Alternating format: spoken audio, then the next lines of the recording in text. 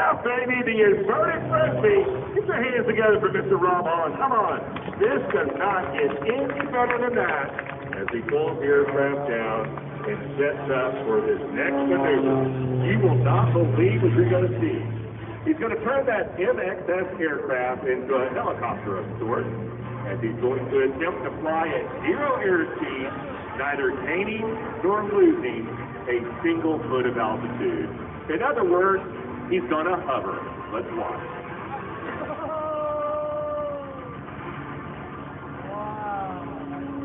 Have you ever seen anything like that, Buzzer City? Come on now, he's sitting there, absolutely hovering